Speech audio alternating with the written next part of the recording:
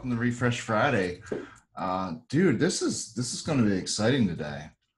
We've got Jeff. Well, he goes by Jeffrey. I'm Jeff, he's Jeffrey, and we've also got Mike Phillips here joining us today, and we're going to be discussing data theft, which of course is a hot topic here over the past couple months, right, Alex? Well, thanks to Jeffrey Tognetti for bringing things to light. Yeah, so I guess it's we're all going to be taking the red pill today. That's right. We already took it. You don't have to watch us take it. Oh, that's good. I was tricking you into taking it, so I didn't have to. So I wore my red shirt for it. How's that? Yeah. Jeffrey, thanks for joining us, and of course, Mike. It's always a pleasure to have you on board with us today. Absolutely, man, guys. Thanks for the invite. And thank you. Appreciate it. And I look forward to, again, taking another red pill. So well, we're looking forward to see what you can bring to light for us today, Jeffrey. It's, like I said, this has been a hot topic. It's sort of some scary shit going on, really. Yeah. Eye-opening at the very least. Yeah. So. Well, Jeffrey, how long ago did you take your red pill? Oh, God. Like 2008, 2009, we started seeing some really weird stuff. And it all ties together, believe it or not. So bot fraud is very much tied together with data theft. But data theft isn't the way people would normally think of it. When you hear data theft, you think that someone's going in and taking all your records from your DMS or your CRM. But there's all different iterations or versions of data theft. And one of them would simply be that you're spending all this money driving all this traffic to your website. And in doing so, yeah, you capture these people in your analytics. But at the same point in time, you have a whole slew of third-party vendors that are plugged into your website as well. And they capture all that visitor data as well. And what do they do with it?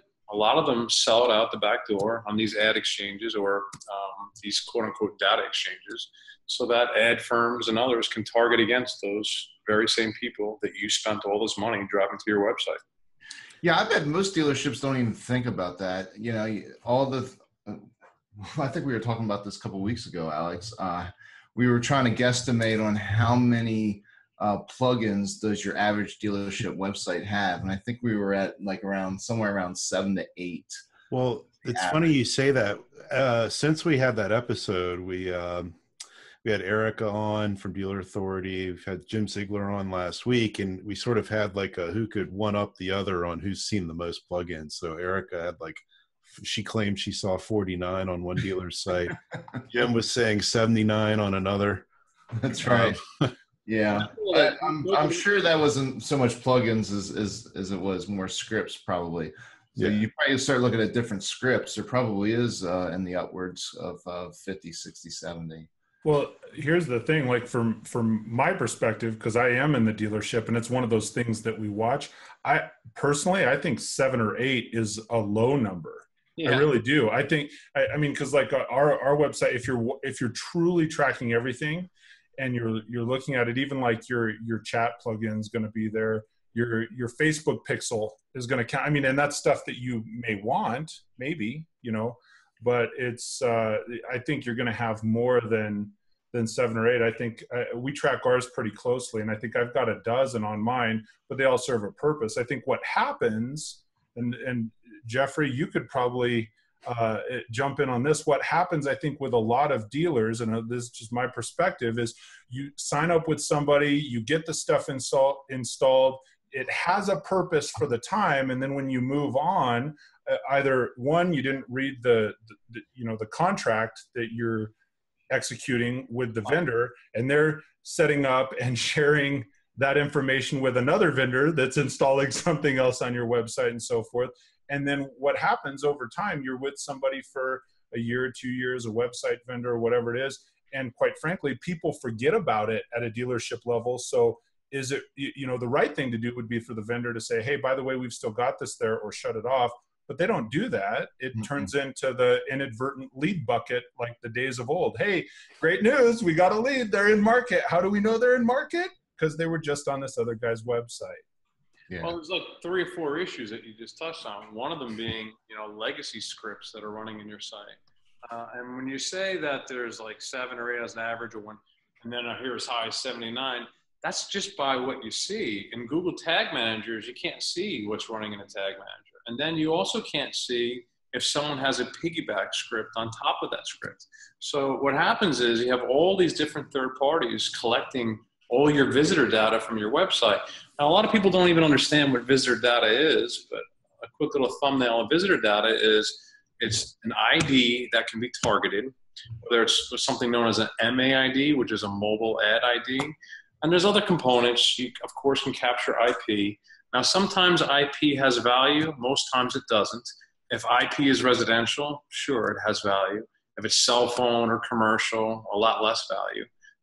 But being able to set a cookie, or that cookie, quote unquote, universal unique ID that they can target against, or a mobile ad ID that you can target against, that coupled with the behavior of what took place in your site becomes very valuable, because you spent $5, $6, $7 a click on paid search or what have you, if you're running it right with, according to Ford and all these others who drive oblivion. But so you're driving all this traffic at all these high cost per clicks to go into your website, and guess what? Someone else is in there capturing it and then packaging it and selling it with the full behavior of what that ID did on your site. And then even worse, to your point, think about it. If you leave these legacy scripts in there that you're not using the vendor anymore, in many instances, they just sit there and they're capturing all this data, carte blanche. And no one ever reads the agreements that they sign, unfortunately. If you did, you probably understand that they share all your data and sell it all. Well, and the interesting thing is, if you did, lots of time in our store, when we read them, there are times we've declined. We've said, no, you need to change this or change that. And the irony is, oftentimes vendors don't know what they have in their contract. No clue. They don't have any Why idea. do you want that changed? What's that? Why do you want that changed? Well, yeah, they got to get with somebody else in order to figure out their own contract. We got to talk to legal. We didn't even know that was in there. It'll be fine. Just sign it. The bigger problem is that people don't understand that the dealership is exposing themselves to significant issues. And the reason why is a lot of these scripts capture form fills. So think about that. They're not just capturing the data that's being, a person touches your site and what the behavior is on the site. You can capture an SSL credit app. You can capture any form fill. So all that data is PII, personally identifiable information. And think about this. There are some instances that we've seen with a vendor or two, which I've brought up.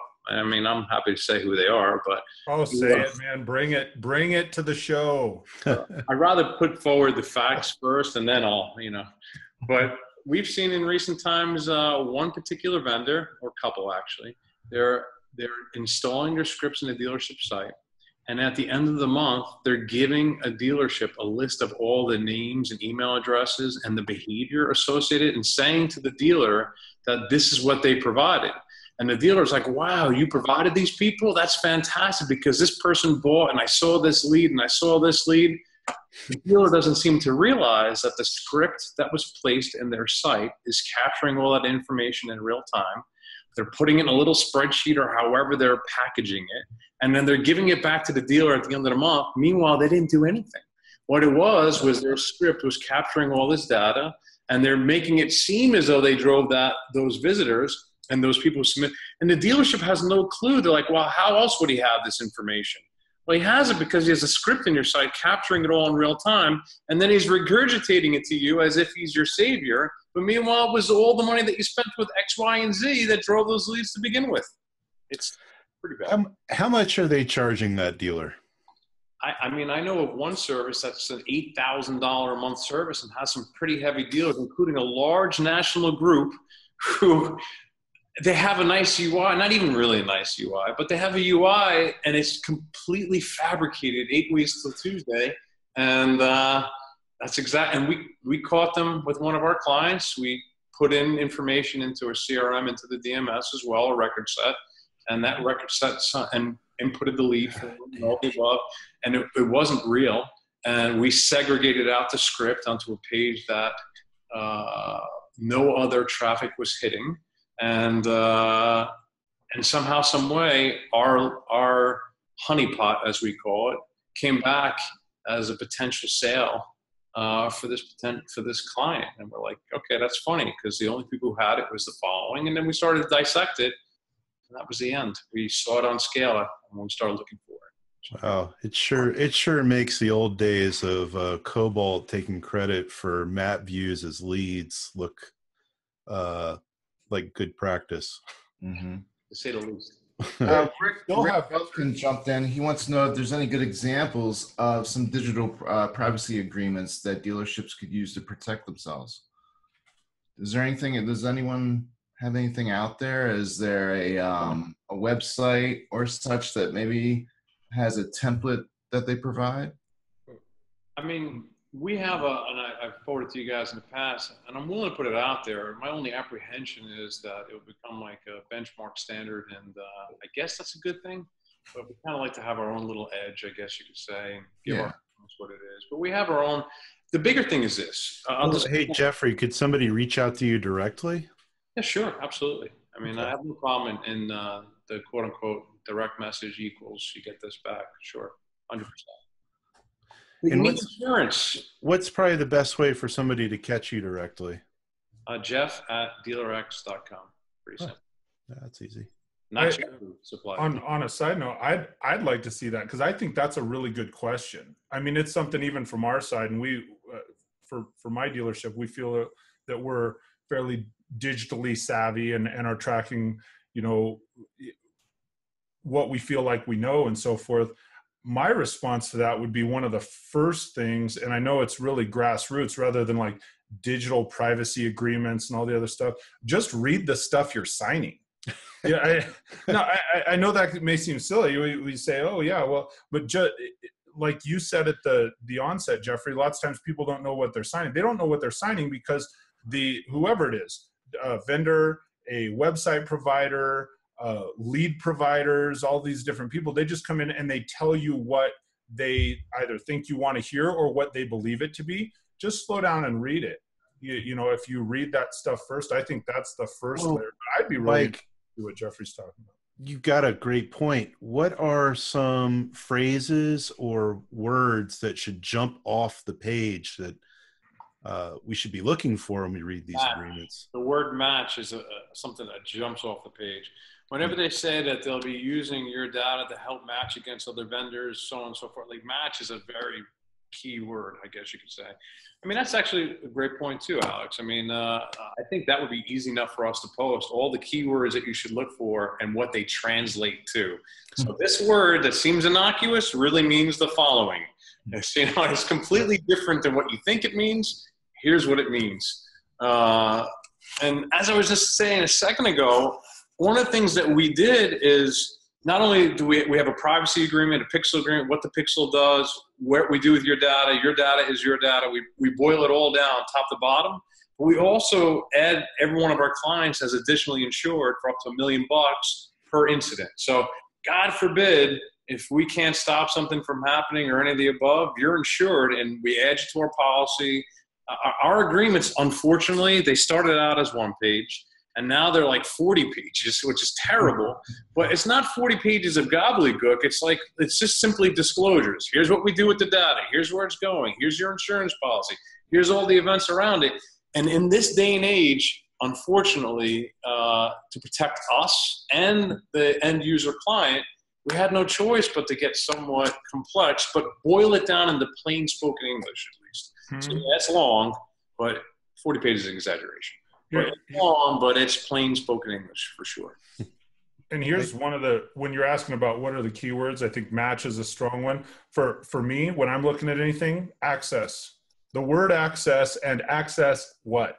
It happens so often. We were signing up with one vendor and they needed access at a domain level. They wanted access to our, it's like, no. We own that. Why do you need access to that? Access to a DMS, access to a CRM, for what, for how long? We had for us, we had a commonly known vendor that we were working with that we wanted to have access to a portion of our DMS. to determine what we were doing on the inside and how did it compare with what we showed in our CRM versus our DMS for sale data. And interestingly, it was a third-party vendor came in and said, okay, well, here's what we need access to. I have an IT guy that works alongside me. He's much more knowledgeable on the back-end stuff.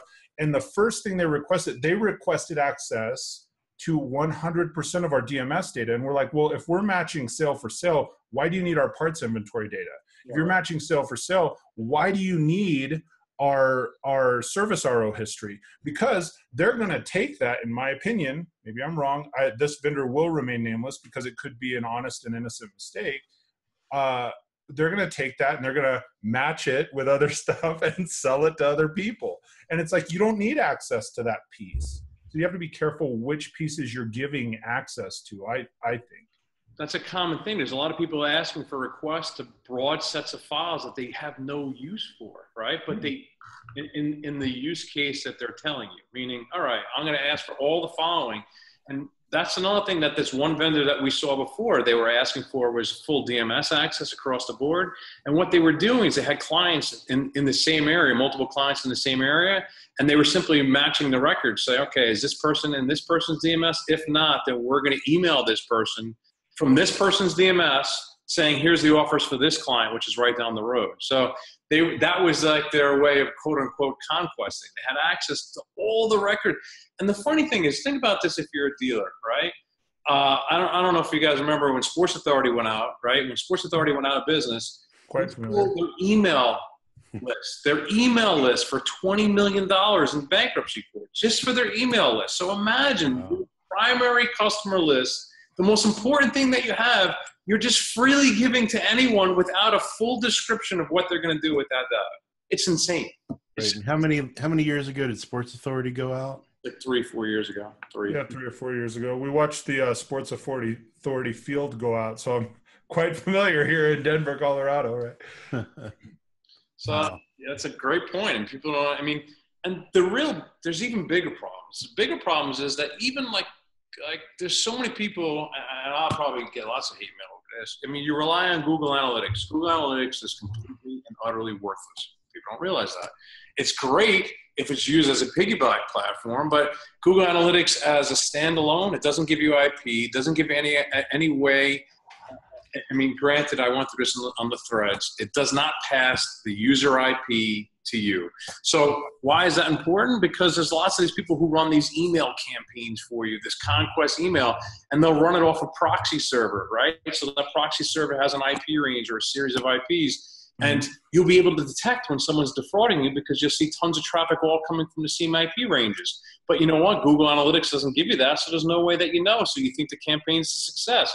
There's so many different components to how this quote-unquote fraud permeates that if dealers only understood, you're lucky in most instances if 10% or 10 cents for every dollar really goes to advertising outside of venues like Facebook and Google. But people on the Facebook side don't realize that the Facebook pixel is not your friend either.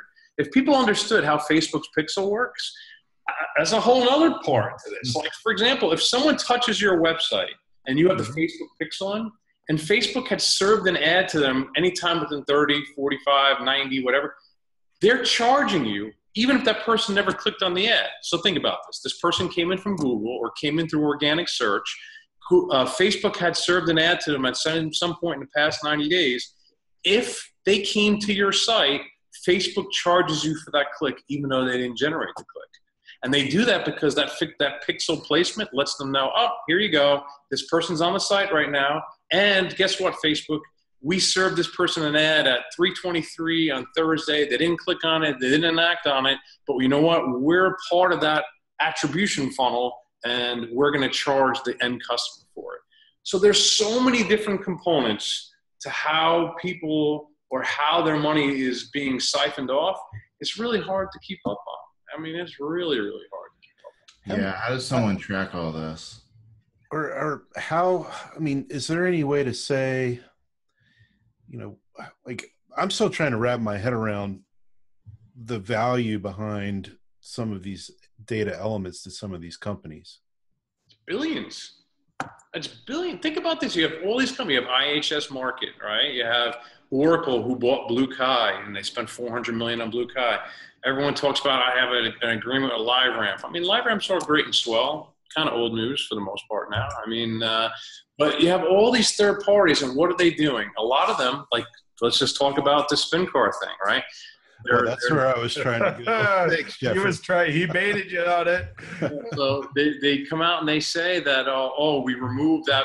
That was such a garbage email. I laughed when I read it. Did you read that? Yeah. So you're saying that you use it for analyzing to target who to target.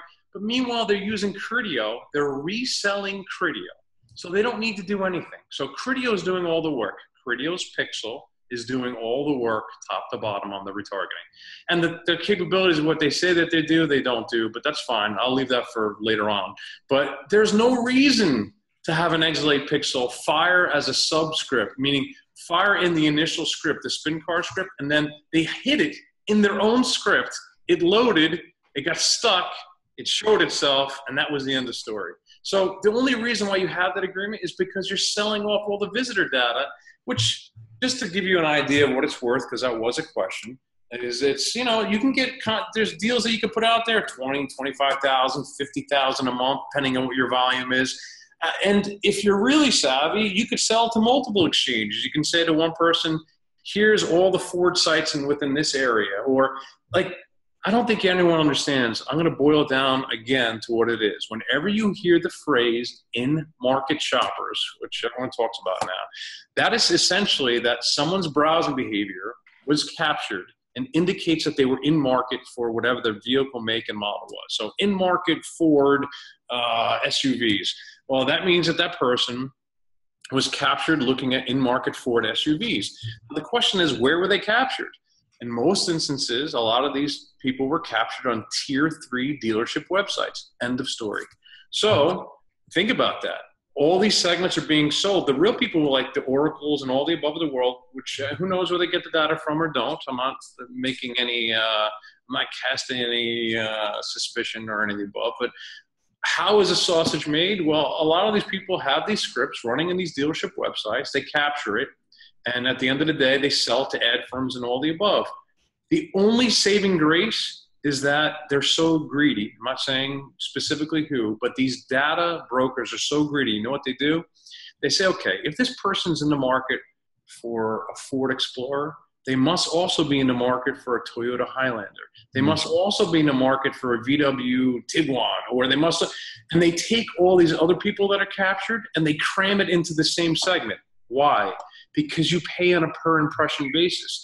If you're only targeting the people who are really in the market for a Ford Explorer, then the amount of impressions that you'd serve ads on will be a lot less. And guess what would happen? Your bill would be small. But instead, they cram all these people in and they say they're doing it in the name of privacy to keep everything private. And meanwhile, the segment that you're targeting against is worthless. So nonetheless, they are still capturing this data from tier 3 sites.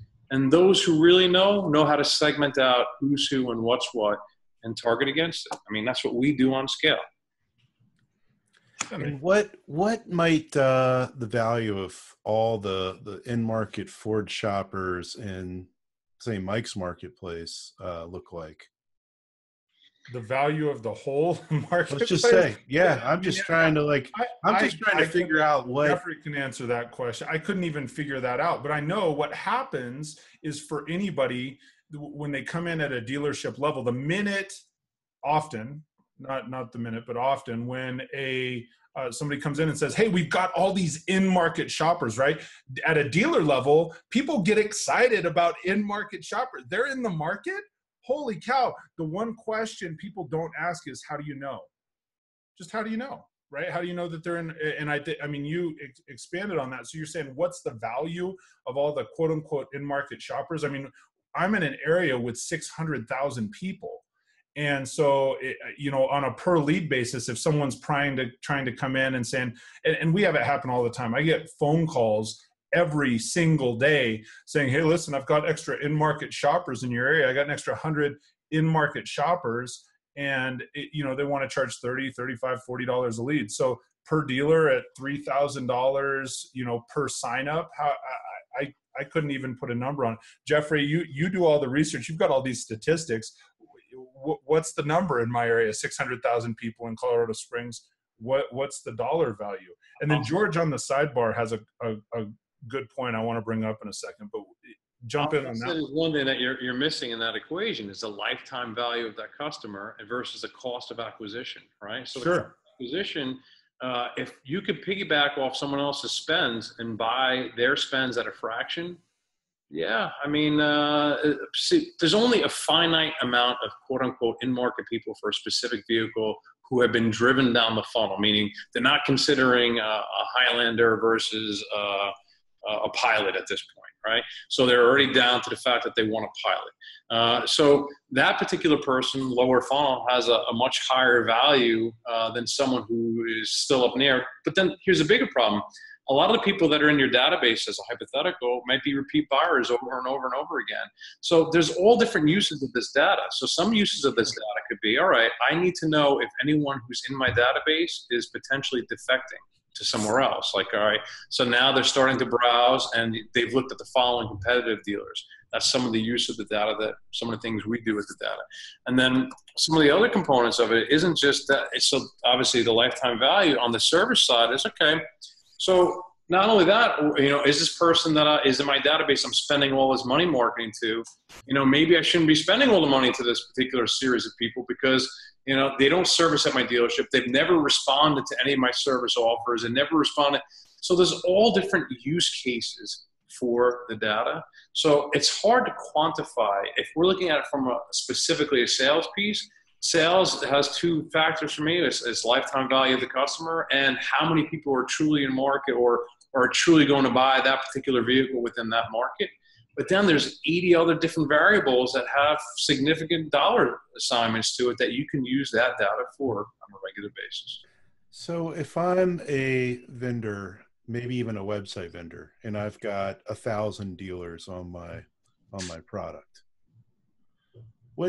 what could I potentially stand to make selling into these various ad networks?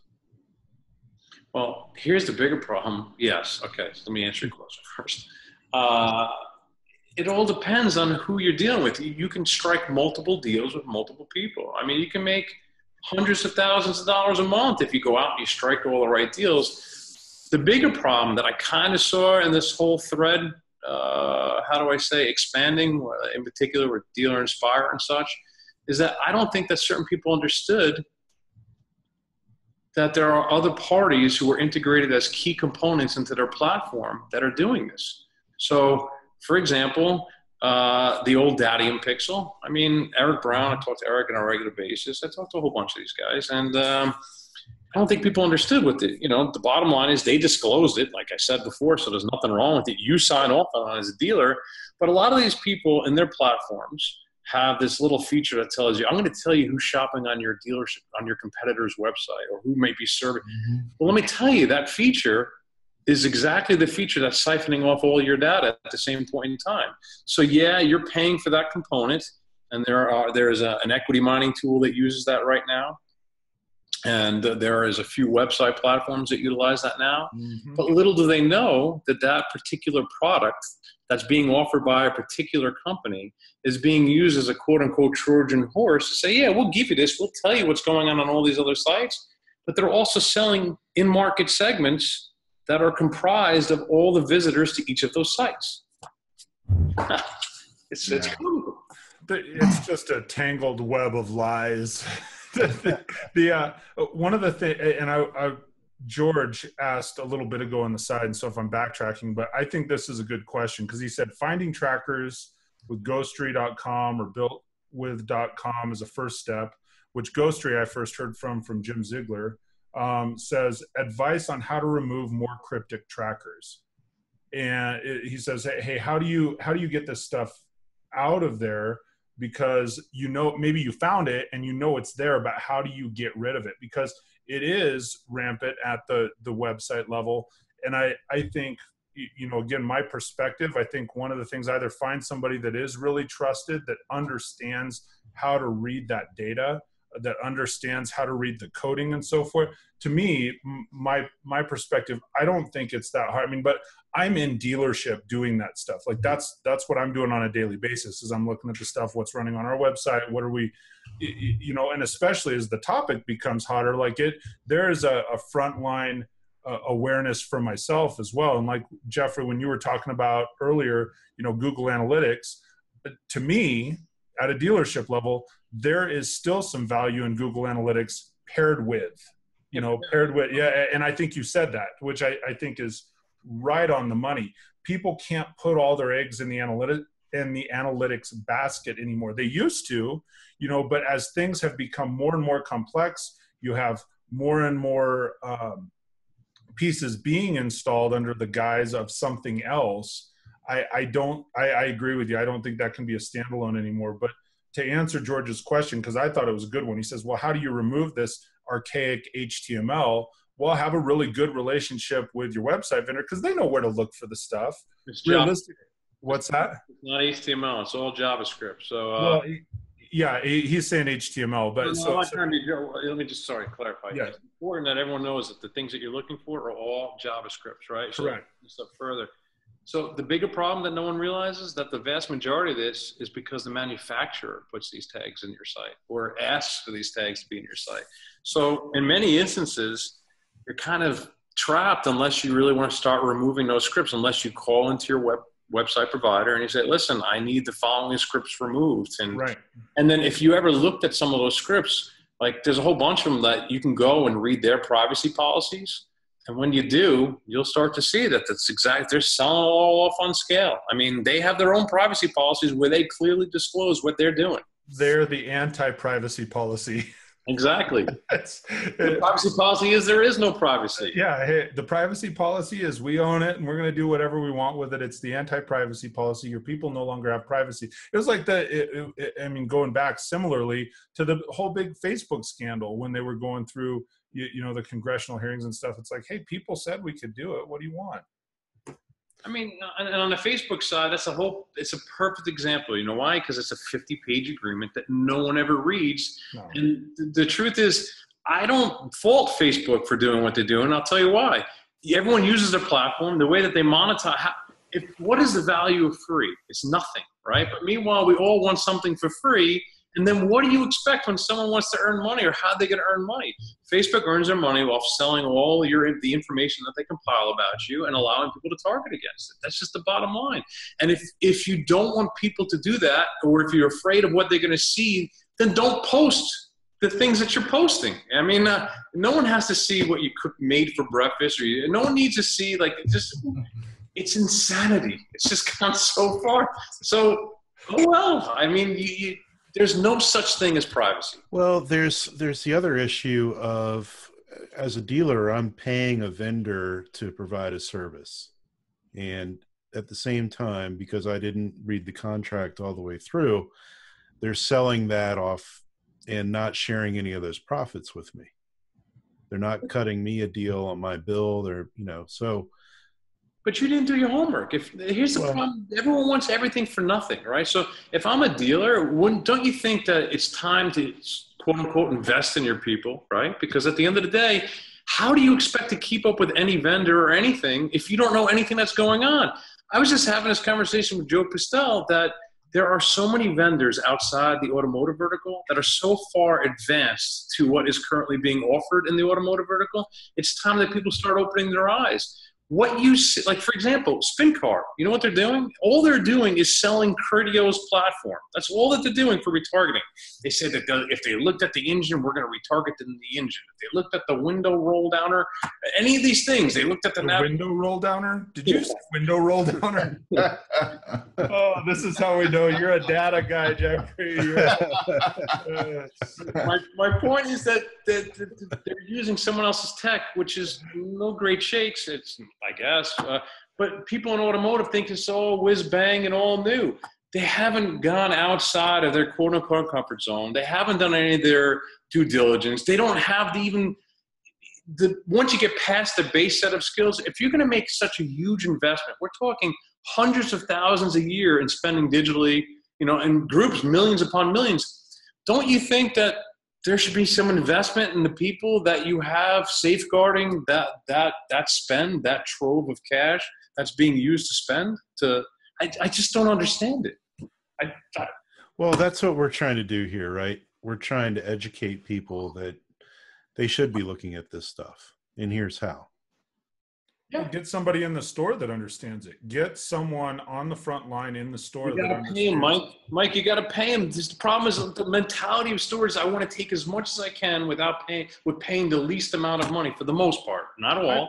I don't think all stores think that way. And I think too, if you had somebody, here's the deal. If you this may seem totally off the wall, totally way out in left field, but if you reallocated part of the spend that you're spending on the vendors to someone that is in store, you could more effectively manage, grow, and have a really positive ongoing relationship with many of those vendors, because you have someone that can talk to them on their level.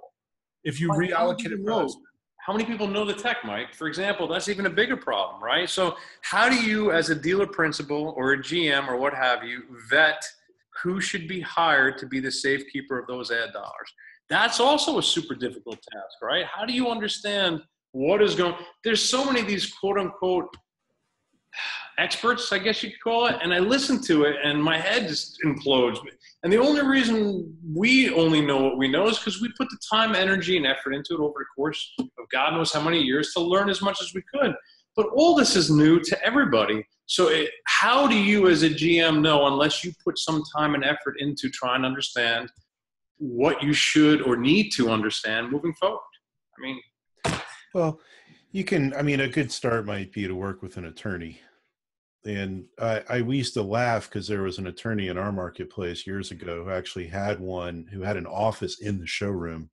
And we thought it was crazy because they were, a little unscrupulous in their deals. But nowadays, and especially after, all the conversations I've had with Jeffrey, I'm like, they might've been a little ahead of their time. Well, from an agreement perspective and understanding privacy implications, for sure. An attorney would make sense. Or once it starts to permeate, I think a lot of people will come up with a base set of standard documents that will be almost bulletproof. Don't get me wrong, as time goes on, there'll be always something new that comes down the pipe. But if you come up with a base set of agreements, it would be almost bulletproof. I think that the bigger problem really comes down to, again, I think Mike's exactly right. Allocate some portion of the spend, because there's so much waste and so much of the ad spend. People have no idea, right? You can't even imagine.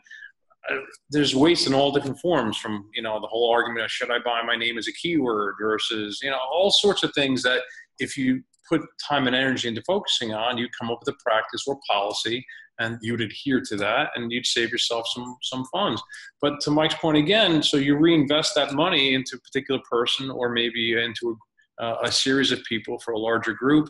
But you also have to come up with what is the starting point, or how do you vet that person? How do you bring that person in?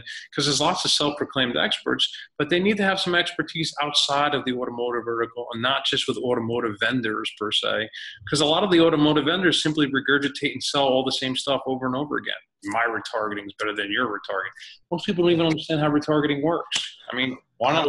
I would guess that a lot of the vendors who are selling to car dealers are clueless to a lot of things too. I would agree with that. But as far as where you're saying, how do you vet somebody? There's a whole tech industry. For us, one of the things I like for myself, I fell into this by accident. I'm very fortunate with the dealer that I'm at.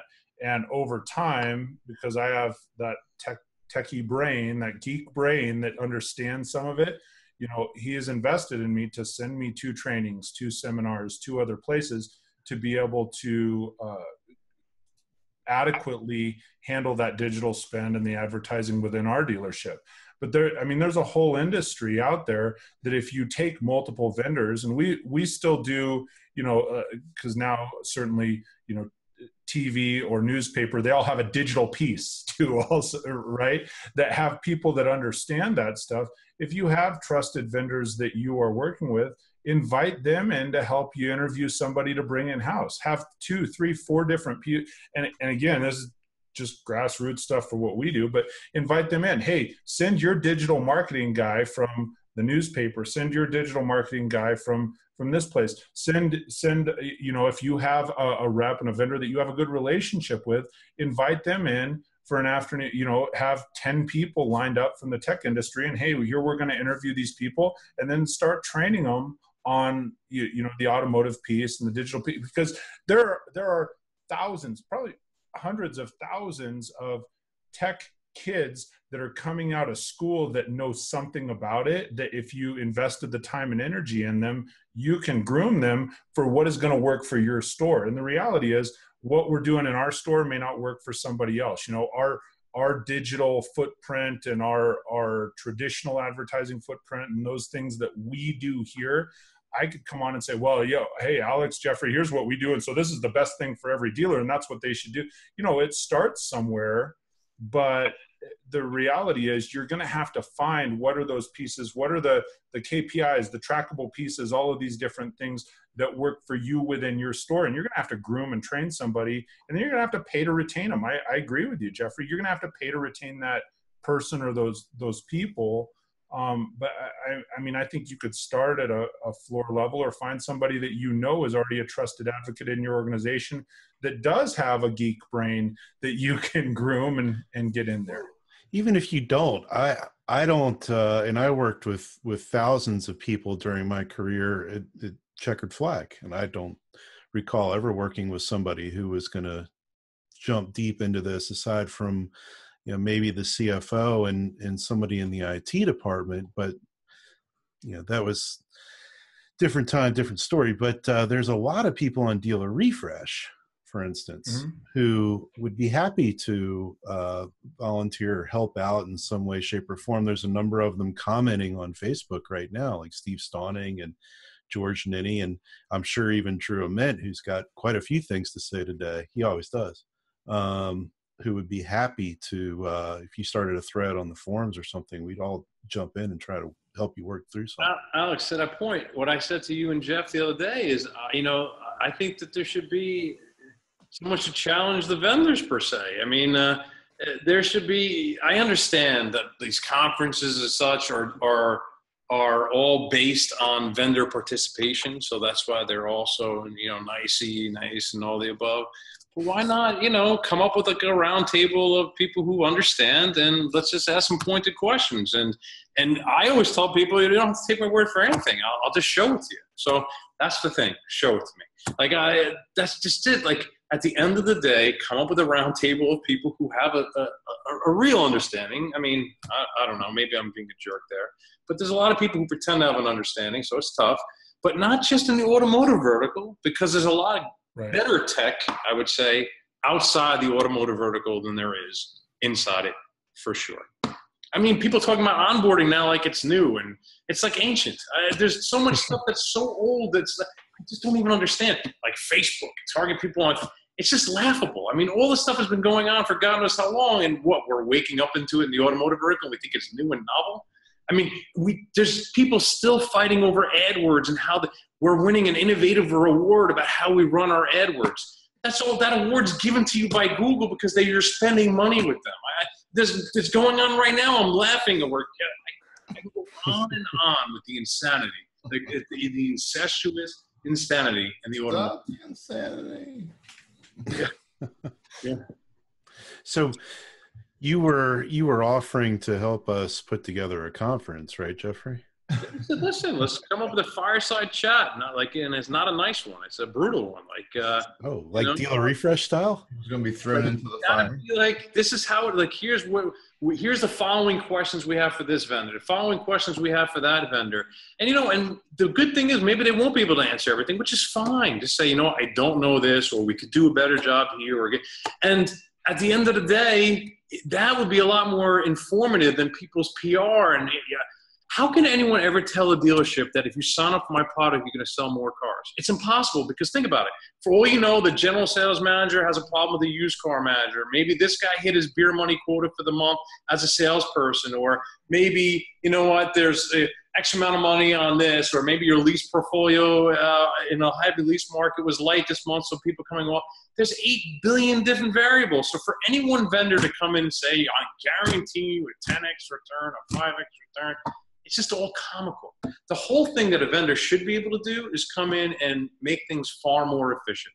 Start to boil down all the waste, get rid of all the waste, and then once you have that basic, that how do I say, initial step, then you can build off it. The problem is all these, they go out and they buy this platform, they do this, they do that, and a lot of them just do the same thing. Like you see this thing about Facebook that you guys were talking about with Edmunds and KBB, you know, everyone's using Facebook to generate leads. I've seen like a KBB, you know, refire a lead that came originally from Facebook. They're all using the same sources that you yourself, the dealer, could use without having to pay these third parties.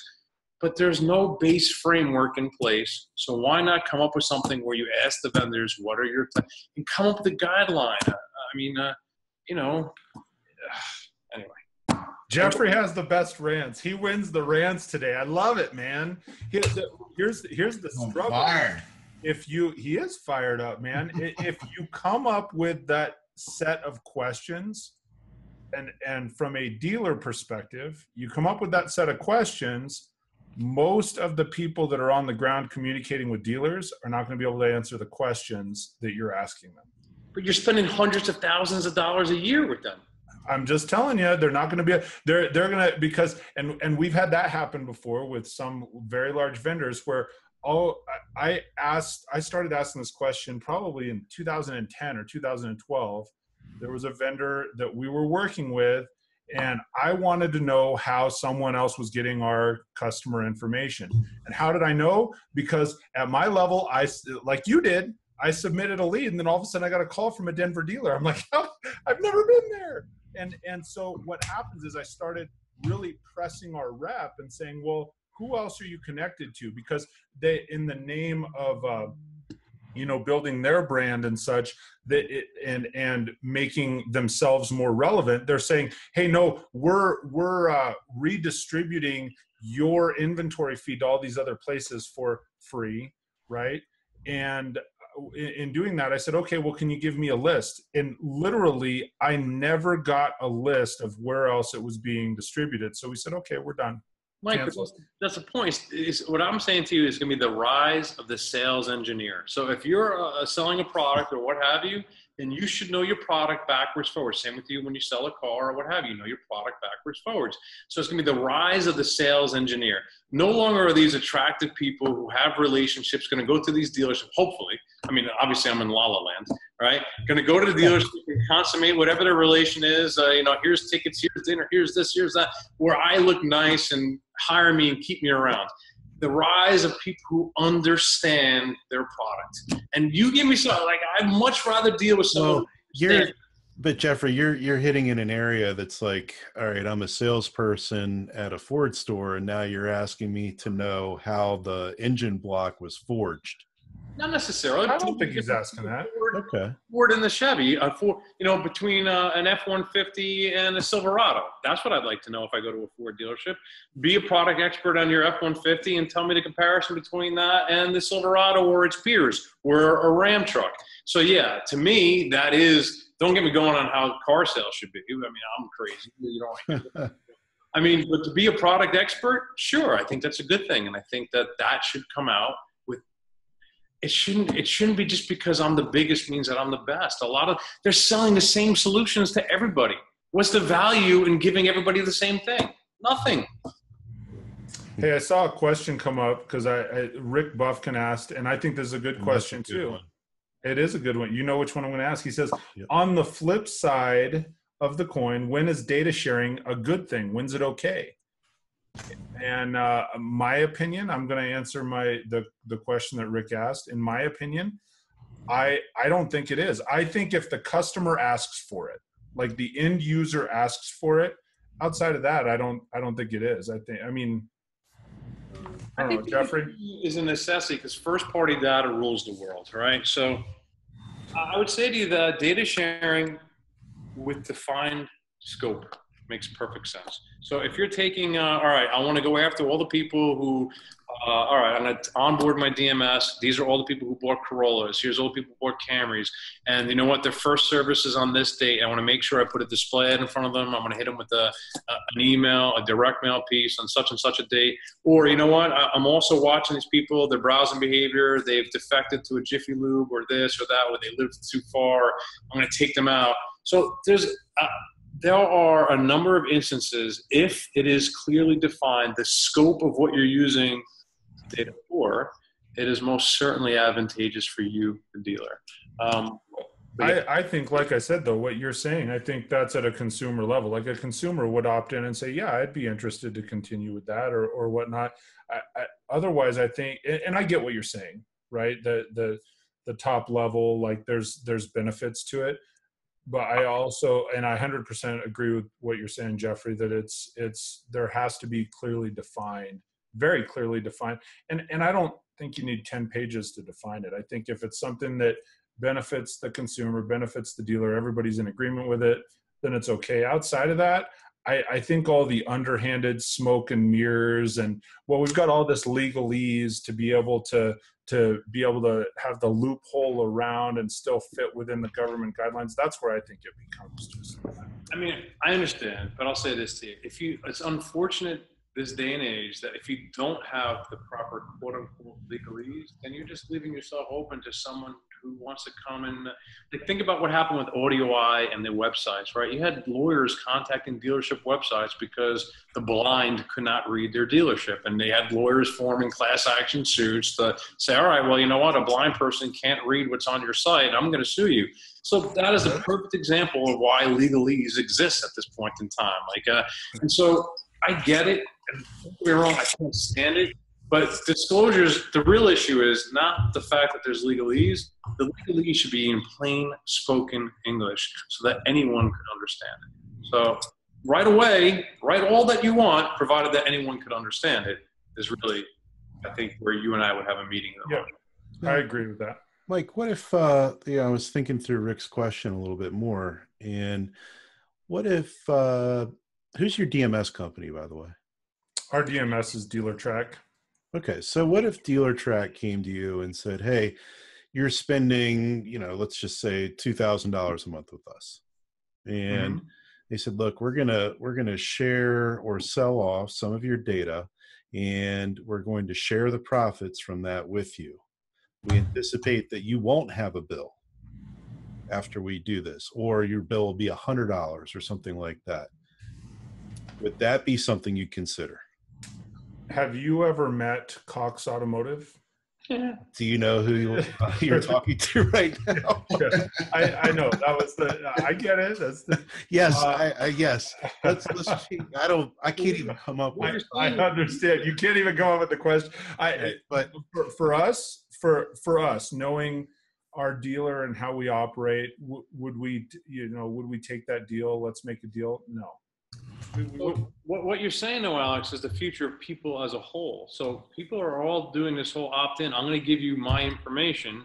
And there is a whole series of, quote unquote, new companies sprouting up that will pay to be able to access your information. They'll say, listen, all right, you could tell them what your interests are at this point in time. And if you're in the market for that, in a sense, you'll be paid for people to, quote unquote, advertise to you. That is one of these, quote unquote, new frameworks that people are working on, saying, I'm in the market for a car, I'm in the market for this. And there'll be like some sort of crediting system. I mean, that's the whole thing around blockchain that everyone doesn't seem to understand. I mean, I'm not to get into cryptocurrency, but blockchain is exactly that. It's going to level the playing field on advertising in a lot of different aspects, right down to data exchange. Like, for example, what is my profile worth to this particular person at this particular period of time? And eventually, what you just said, I believe, will eventually be the future in some capacity.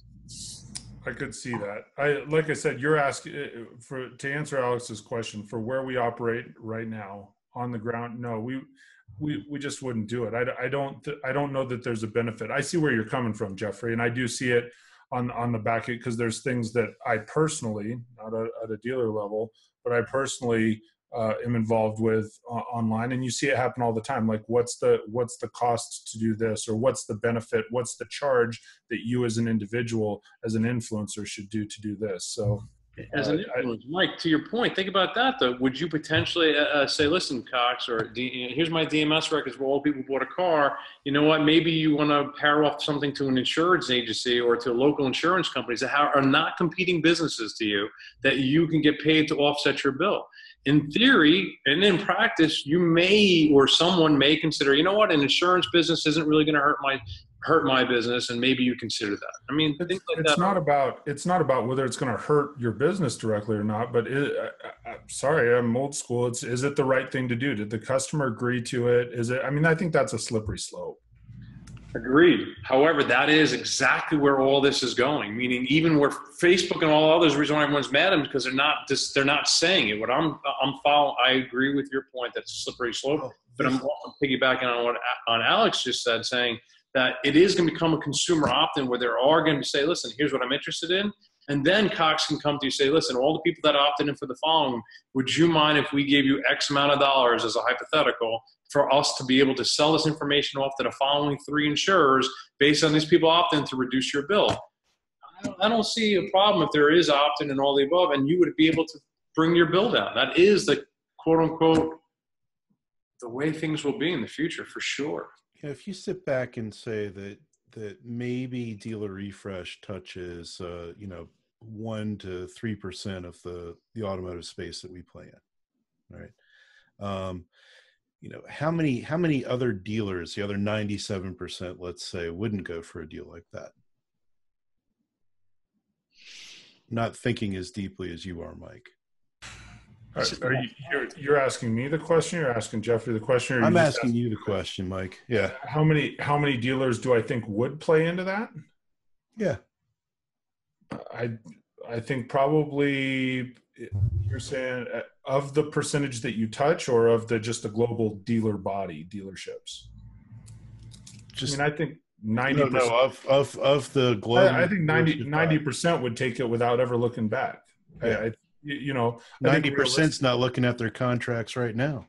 Well, that's not I'll probably get hate mail for saying that, but I think that's the reality of it. Is as we sit currently, probably 90% of them would say, yeah, I'd take that deal. Would you take this deal? Whatever, if there's a dollar figure attached to it, I think 90% of them would do it, and they'd never look back. That's what I think. All right, Jeff. And I think it could change. It could change as times evolve. It like what Jeffrey's saying.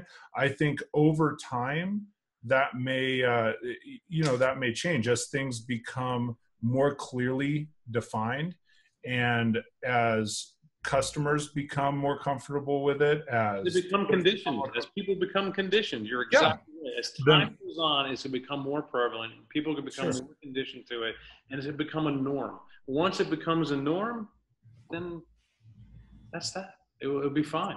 One click buy is the normal thing right now, right? So now all of a sudden it's something that we would have never tried a few years ago, and now all of a sudden it's like, my credit card's attached. It's easy, just click it and go. People get numb, they get conditioned to it. You're right. Yep. Well, did we take the red pill? Are there some ways what are some quick ways that dealerships could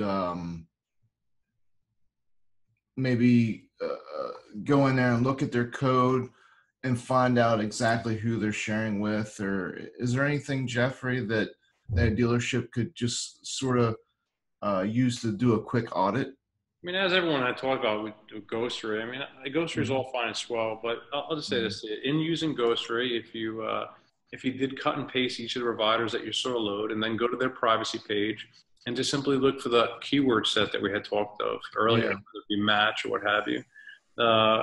If you use a simple keyword taxonomy and you just say, there's that keyword in that agreement, you would start to eliminate your tags across the board. I mean, and then you got to read the agreements that you have with your vendors. It's unfortunate.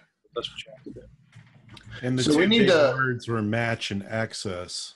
Yeah, we need to put together a quick post in the forums. Jeffrey, maybe we can leverage you for that to maybe put together these keywords.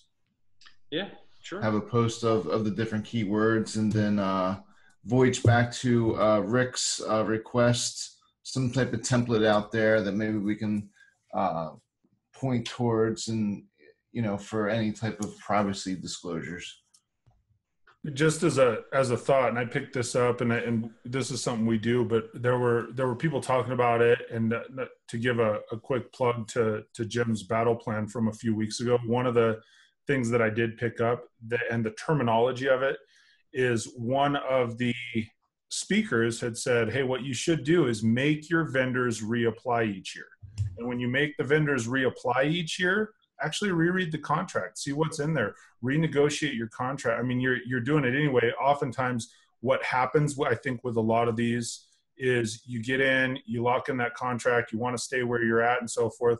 We go through, we agreed to something in 2010, right? Signed off on it when it was okay. Well, things have maybe evolved, like you said, not especially in the rest of the world, but certainly in the auto industry also. Jeffrey, you said, look, in this vertical, I agree with you. In tech, man, things are light years past us. So you might want to relook at the contracts you signed 3, 5, 10 years ago, because there are still people operating on those. Mike, but there's a bigger problem. Like, so let's say you read your vendor's contract and everything's in order, right? But the problem is, in many instances, you don't realize who your vendor is using. And their vendor has an agreement with a third party that allows them to do all the things that you would never want them to do. So, and that, I kind of alluded to that earlier with that website, large website platform that I don't believe realizes that it was kind of evident in the conversation between me and their CTO and then me and their CEO in that thread, where they seem to understand that when they have that little piece that's in there that allows you to tell them if someone's on someone else's site or had shopped on someone else's site, that piece is in fact being used to collect the cookie data or collect the mobile ad ID and sell that off as in-market shoppers. And so it's not just whatever agreement you have with your vendor. You need to even understand, unfortunately, which is way down the funnel, who are they using? Are they reselling someone else's product that has completely the opposite privacy policy? So it's tough. It's really tough. Yeah, that's why you guys got interdependent vendor relationships. Yeah, it's because a lot of stuff is resold. You think it's the vendors, but it's not. It's resold as someone else's. It's someone else's product or package, and you didn't read their privacy agreement. You wouldn't know to. Right. Yeah, I mean, so much technology today is built off of somebody else's technology now. Gosh, that's for sure. Yeah. Yeah, there's a number of people in the comments who are saying that so much of this is enforced by the manufacturer. Yeah, quite a bit. There's a lot you can do about it. You can push back. You can be an independent. Well, or push back and say, listen, I understand. I mean, maybe I can tell you there's sites that we had that are manufacturer sites for Toyota and others that we've removed tags from. Well, let's start a thread in the forums that's like, is there a manufacturer that's forcing you to put a script or a tag on your website? And let's just put them out there. They're all doing it though. They all have. I know. Yeah. Let's start calling them out. All right, Honda's making me do it. Toyota's making me. Honda doesn't, believe it or not. Yeah, I'm not surprised about that. You got Toyota, you got Ford, you got others. And Ford's deal is what? On Ford Direct, that they take all the data that they collect from your site and they use it for tier 2 and tier 1. Go figure. So you're helping your competitor. Yeah, that's a great way to think about it. The only way any of this is going to change, people, want to have it change. Otherwise, it's all going to stay the same. It's all going to stay the same.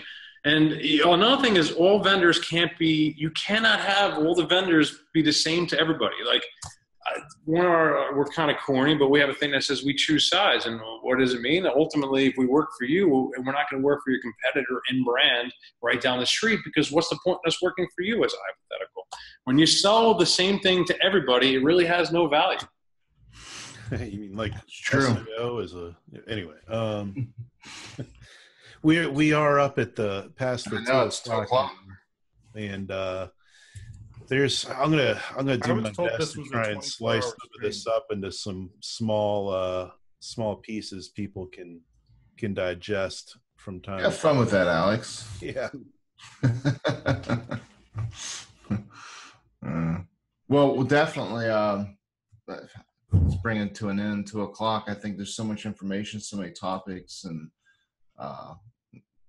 just so much data to dive into. So, Jeffrey, thank you so much again. You're placing a big light on some stuff that definitely needs to be at the forefront of our industry, and just everyone needs to be absolutely 100% aware of this. So this is fantastic. And our goal is to watch the cockroaches run away as the light shines down. Right? Light comes on, yeah. Yeah, we have somehow Dealer Refresh has a tendency to do that.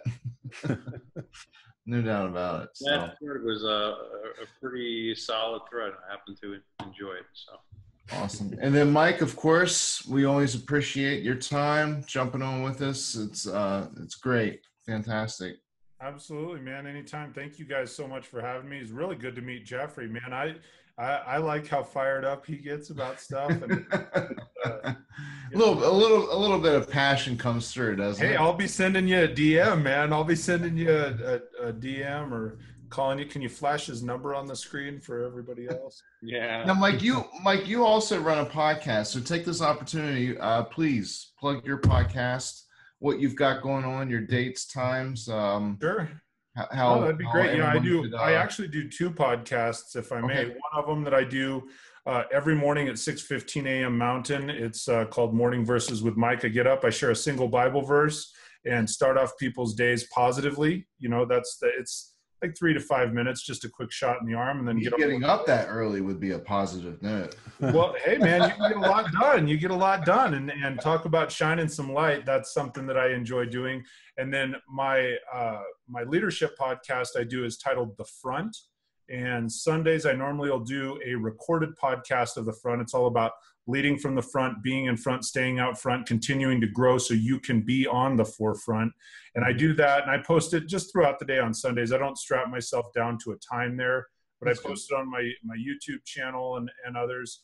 And then Wednesday afternoons, I do a leadership interview called Live Leadership Lessons from the Front. And it's people with all kinds of different industries, motivational speakers, tech industry, automotive. I'm probably about 50 to 70% of the people are automotive, and then lots of other people from other industries to get different leadership perspectives. So you can check all those out at leadtheteam, LEADTHETEAM.TV. Fantastic. Thanks for sharing that. Yeah, thanks for letting me give the shout out.